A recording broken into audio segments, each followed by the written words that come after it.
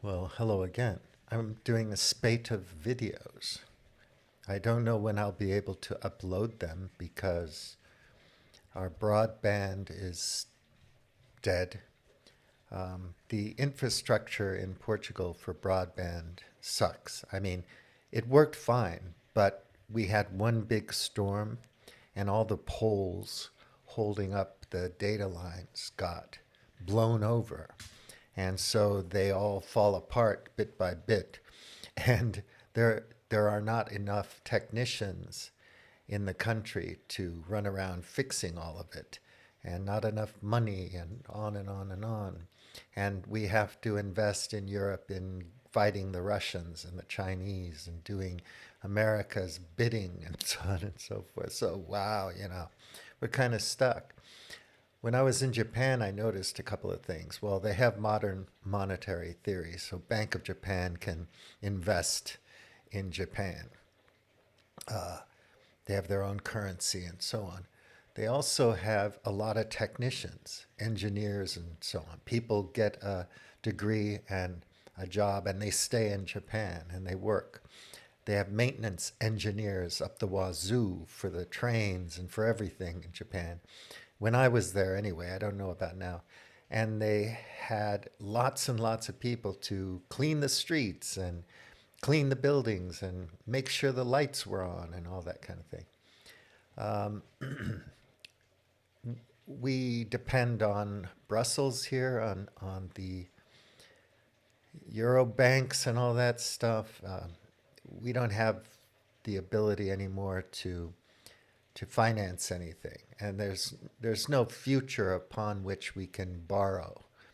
The oil and gas thing is over. The Dubai will be dead once the data centers are gone and the water's gone and everything's been blown up. Uh, all the people will leave. The financial services businesses there will go away. And the Bedouins will have forgotten how to be Bedouins. They'll have forgotten how to ride camels and find the oasis and how to survive in the desert. All their customs and things, it's gone now. And the United States eventually won't be able to bribe everybody there. There isn't enough money we can create in the United States to bribe everybody forever. And there won't be another Marshall Plan or Berlin airlift. After the Middle East is destroyed, who's going to rebuild it? The United States isn't going to rebuild it. I've got incense going now and it's bothering my eyes. Yeah, so this time when they wreck it, they won't be able to go in and finance the rebuilding of everything and dollarize the world.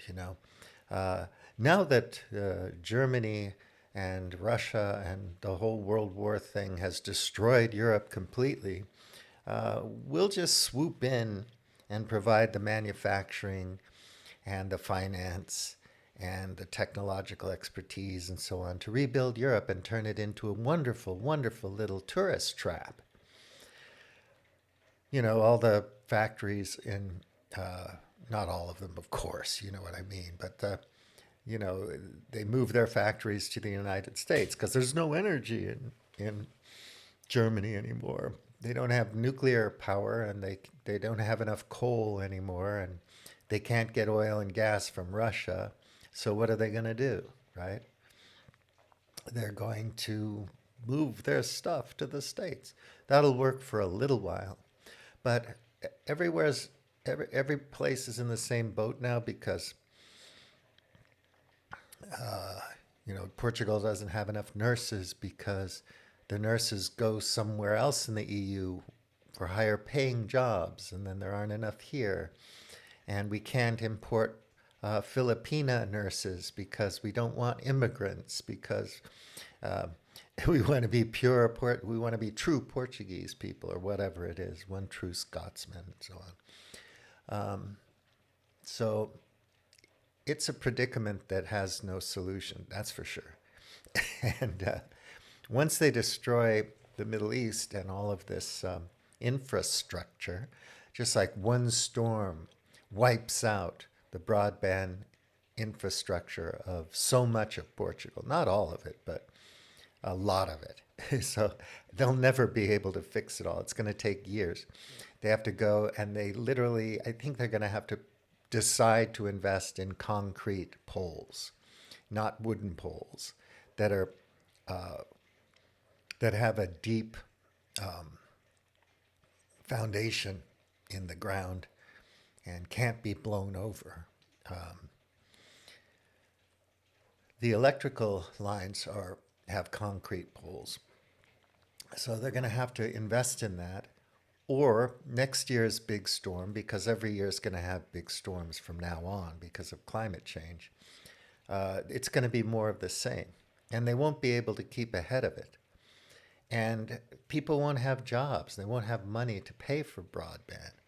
It's just like once the oil becomes too expensive to dig out of the bottom of the deepest parts of the ocean or the North Pole or wherever the heck you have to go to get it and transport it and all that kind of thing, at some point the business doesn't make sense anymore. It's not lucrative, and demand falls, and the whole thing just spirals. So that's all the stuff that B, or the Honest Sorcerer, discusses on Substack. Go back and read all of that. Go back and read all of Tom Murphy's stuff. DoTheMath.org. A number of these people, Eric Michaels and so on, just read all of their stuff so you're oriented and you understand what we're going through and what the future is going to look like. For some stupid reason, the United States decided they were going to destroy everything, and thinking that they're going to swoop in and save the day like they did in World War II. They didn't win World War II, but they could go in afterwards and take over, put bases in Japan and Okinawa and so on and so forth. Great, that was wonderful, and we had some good decades after that, but it came and went really, really quick. The other thing I was talking about at lunch was this period of online influencers and the internet and gig economy and .com and token economy and on and on and on. It's over already. You should understand that. I don't know if it's going to last another 10, 20 years or whatever, but it's done. It can't be supported, and it won't be. The infrastructure is highly complex and very expensive at the end of the day. And who's going to pay for it? If the people don't have meaningful work, dignified work, and enough money to pay for it, who's going to pay for it? And also, where are they going to get the energy and the water to keep these big data centers going? At the end of the day, the data centers are going to be for these gated communities of uber wealthy folks that live in really nice parts of the world and can afford to build the kind of infrastructure and services and so on to protect them from climate change, so they can adapt, so they can deal with it. Oh, it's a little bit hotter, but that's fine. We have a next generation cooling system in our buildings and whatnot. It's not for you, my friends. It's not for you. It's not going to be, let's make sure the plebs and proles are taken care of. They never care about that. That's not their concern.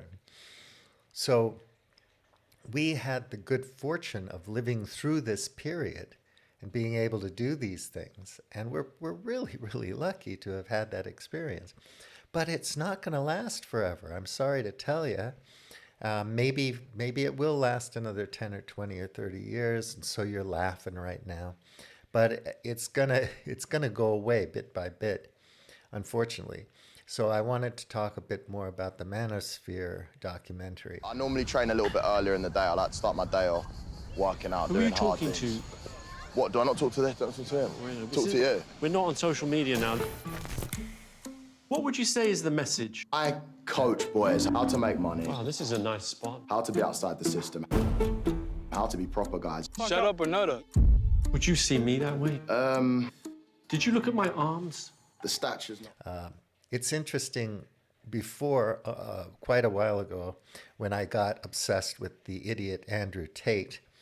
I'm sure Jordan Peterson, when he was finished sucking off Ben Shapiro, were sitting around post blowjob, going over the data together to get the jabby jab.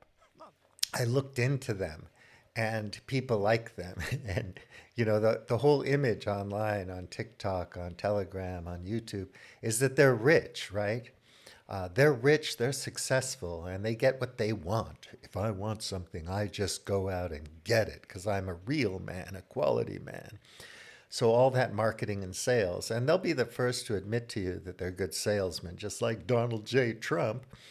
And so they're good at that. And they were first movers in the influencer space, so they were able to develop cultures, communities, tribes, like I talked about in the last video. So the tribes coalesce and they have this parasocial relationship online, and they really feel connected, and they have their mentors. And for other people, it's gurus, you know, Schmachtenberger or you know, some Eric Weinstein or whatever. You have your gurus, Sam Harris or something, or maybe it's a meditation person, or somebody's telling you about past lives or cosmology or astrology. Wait, sorry, let's hear him fumble dark energy. Quite honestly, it's cheating, okay? So let me give you an example. Let's just say you take a math test, and the teacher asks you 1987 plus 25, and your answer is 20, okay? That's obviously wrong, right? So your teacher says, this is wrong. And then you say, oh, I know how to fix this. Plus dark energy. Problem solved. Okay? This is like literally what cosmology is. It's literally, cosmology is literally like not being able to do basic arithmetic. And then And the first movers do quite well in that space because they develop a tribe. And these tribes are very loyal. And so they spend lots of money. And the whole idea is that if you follow them, you'll get rich like they are. You'll drive a Lamborghini. You'll live in a big house or apartment in a cool place in the world. You'll pick up lots of girls or whatever the heck you think you want. Be in perfect health, and your body is your temple and all that kind of stuff. Whatever it is you want, you think that by emulating them or following them online, you're going to get what they got. But if you look into what they got, like certain kinds of cult leaders like Sun Myung Moon or people like that, they really do amass great wealth. Henry Ford, some people are industrialists, some people are entertainers, whatever. And eventually they have a lot of assets. So they own a lot of homes, they own a yacht, a custom-built sailboat or whatever. They own an airplane, they don't just lease one. They own cars, they collect cars, they have stock and bond portfolios, offshore accounts, money managers, on and on and on. They control a lot of assets, real capital. And so those people are wealthy, that's for sure. But most of these internet influencers, they talk about their money, how much they make a month and so on, off of you, believing that they're going to make you rich, which they aren't. You're going to keep paying them and you're going to not get anywhere because do the math. But anyway, they rent these apartments. They lease these cars for a year. They have some girlfriends around, but usually these girlfriends leave them eventually. They don't just stick around forever. This one guy had a main girlfriend. They weren't married, but you know, a one-way monogamy. He could mess around, she couldn't. She had three of his children, and she was fine living with him as long as he was pulling the money. That's the ethic. I'm a quality man. I make money. I've got money. So of course she's with me, because women want men with money, and men want women with big boobs and sexy asses and all that kind of thing. It's all really stupid, but that's their ethic. That's what they think. And so, of course, what happens when he goes through a bad patch and no longer has any money? She takes the kids and leaves him, right? She doesn't have any recourse. There's no alimony. There's no child support. She can sue him for child support, but she's not going to get 20 grand or 100 grand from the dude, or if he has $10 million, $1 million, or half of his assets. Because depending on what state you're in, I don't know divorce law, common law, marriage, or whatever. But, you know, she's not going to get much because she's not married to the guy anyway. But she gets her freedom. She can go find another quality man if she wants to, or she can be independent again.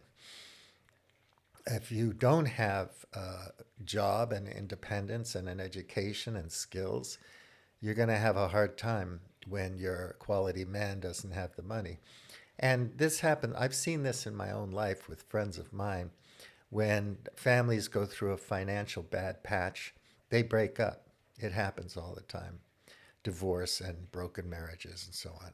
And it comes directly from financial problems. And this has always been the case for a long, long time in the world, around the world. So it's all an illusion. You think the guy's rich, but he really doesn't own any assets. He rents, he leases, and he has cash flow from you because you subscribe to his channel or you buy some of his products.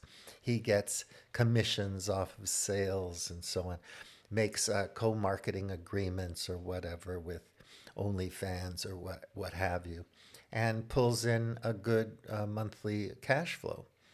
I don't know about, of course, I don't know anything about, you know, if their stock and bond portfolio.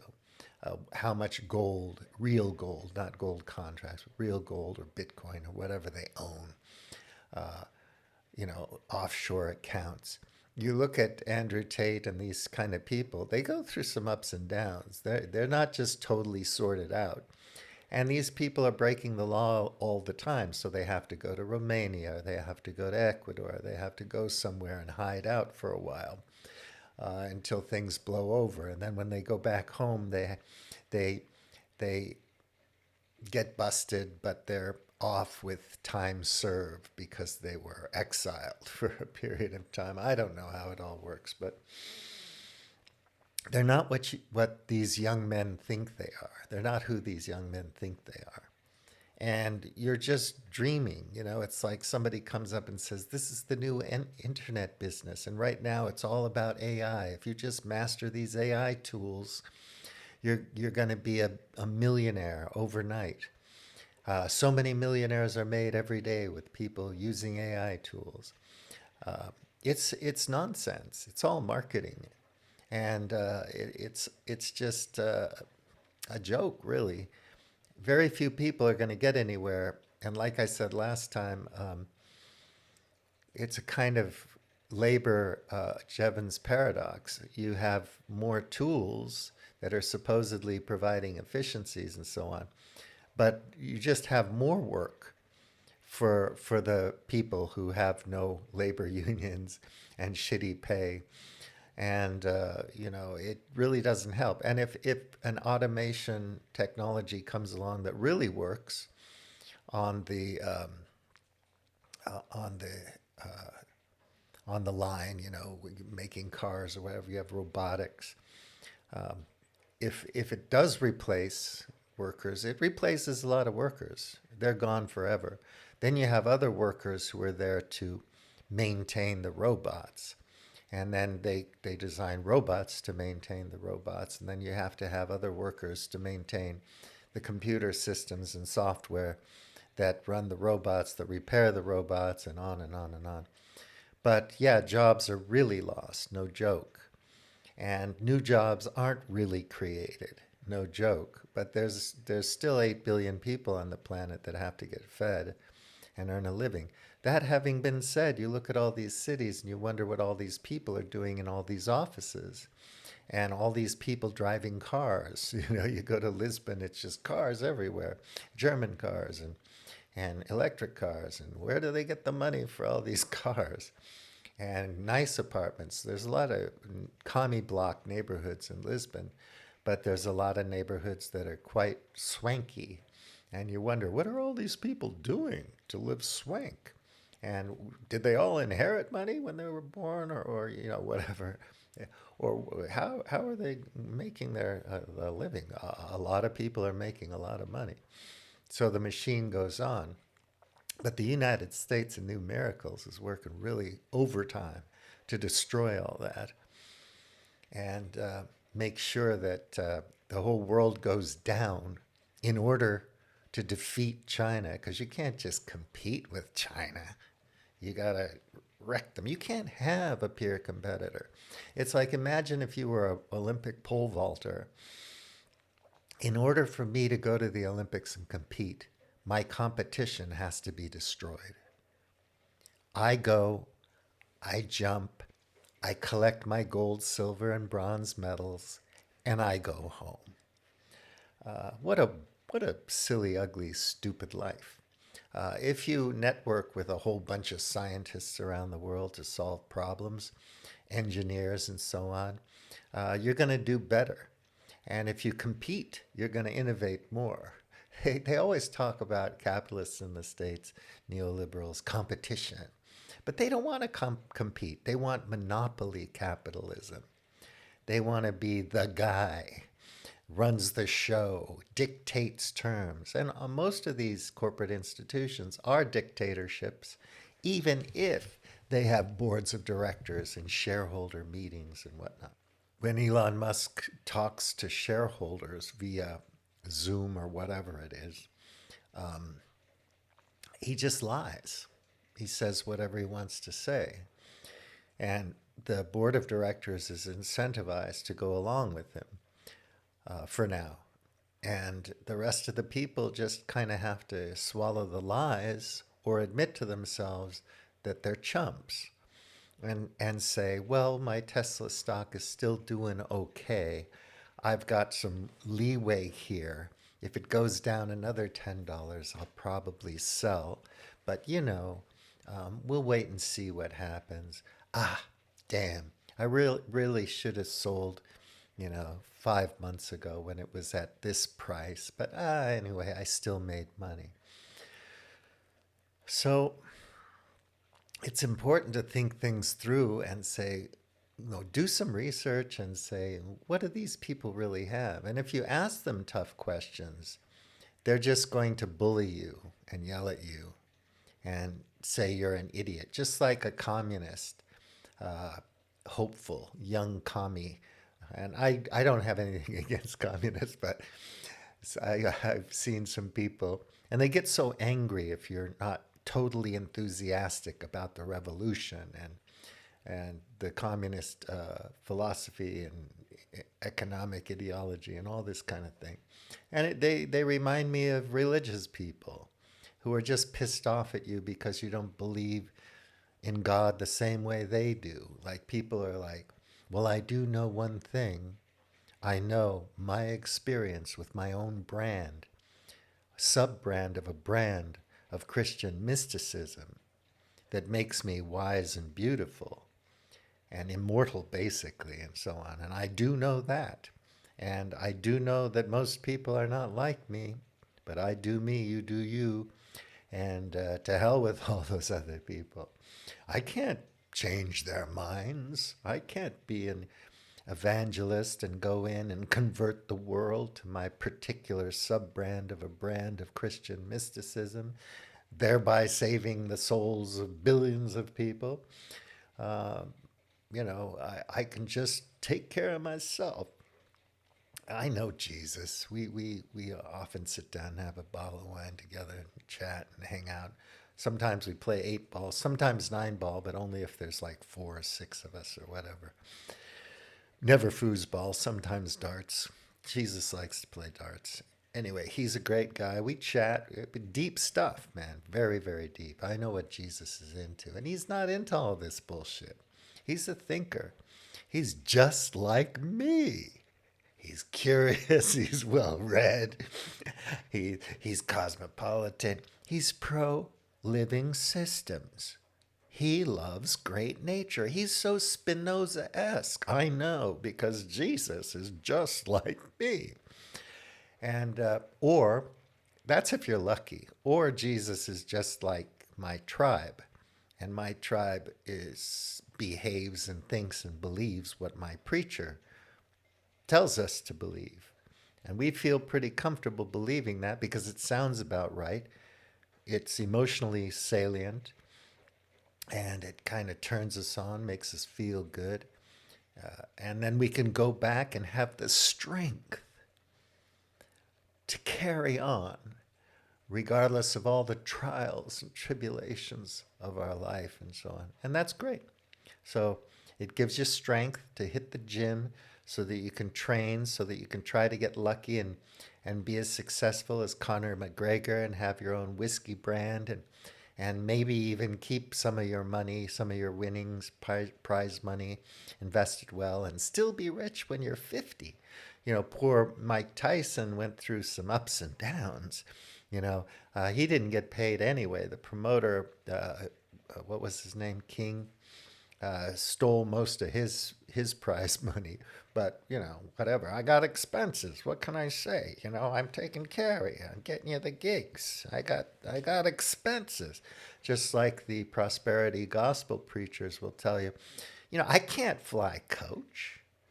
I'm saving souls. I'm doing God's work. I need my own private jet. In fact, I need two. And people will just go along with it. All of this stuff, the manosphere and all of this crap, it's a temporary scam. And if you buy low and sell high, or if you're a first mover, or positioned well, or born rich, whatever, you're going to have a great chance of, turning it into something. And then you're going to drink your own Kool-Aid. You're going to believe your own propaganda. You're going to believe your own public relations copy. You're going to believe your own story. I can confabulate like crazy things I've done throughout my life. Like, I kind of remember it this way. Let me exaggerate it a little bit because it'll be a bit more entertaining if I embellish it just a wee bit. Or I can just be like the humble guy that doesn't have many stories to tell, and pretty boring life, actually. You really don't want to hear about my life. And, for years, for decades now, I used to tell stories like, I'm 25 and I'm telling you a story about when I was 20. It's kind of silly, but young people do that. When I was 50, I wasn't interested anymore in telling people stories about when I was 40. It was like war stories about my life, kind of boring anyway. I'd rather just talk about stuff I'm interested in with people. But it's interesting to me when you meet people who are 60 or 70 and they're still telling you stories. I would do that with a child, Dad, what was it like when you were 25? But most of these stories are confabulations, they're exaggerations, they're inaccurate, they're untrue, and they don't really serve a purpose other than describing how you fit in a tribe or describing what your tribe is like or what your tribe should be, stuff like that. And go ahead, go along with that if that's what you want. And see how it all turns out. But this time, I'm telling you, it's more than belt tightening we're all going to be doing. At some point, even Miami, Florida is going to be in big trouble. And the chickens are coming home to roost, and it's going to be rough. It's going to be harder on Americans because they're so fortunate right now. Look at all these big mansions in Ohio and Oklahoma. There's so much wealth in Houston and all over the damn place. California and the Oscars and the beautiful people and the Walk of Stars and on and on. And it's all so marvelous and beautiful and spectacular and opulent. When it falls, when it goes south, it's going to hurt. It's really going to feel awful, terrible, because there's a long way to fall. And you won't know how to ride camels anymore. And you won't know where the oasis is or how to survive on the stuff at the oasis. And you won't know what your culture is anymore. And you won't have a place anymore, a people, traditions anymore. You won't have much. You'll be out there kind of wondering what to do with yourself. Kind of sad, I think. I would much rather we all fought, and if Franco wins, he wins. But at least you had your dignity, your pride, and at least you had principles, a philosophy of life, a true ideology based on reality, based on truth, and had something meaningful to fight for with people that you loved and cared for. Don't follow those dumbasses. The influencers are shit for brains. It doesn't matter if it's manosphere people or makeup people or whatever. There's so many I can't even keep track of them. I don't even know hardly any of them because I'm all stuck in my overshoot, collapse, and limits to growth clique. So my predicament thing, it's a predicament, no solution. That's the difference. But there are solutions. You can make little things happen if you wanted to fight for it that make things just a little bit better for you and yours. But why should you care? Like I said last time, Titanic's sinking, baby. I'm going to the bar. I want the single malt. I want the champagne. I'm going to be dancing, okay, with everybody, even your girlfriend. So take it easy. Bouillon tea. Out.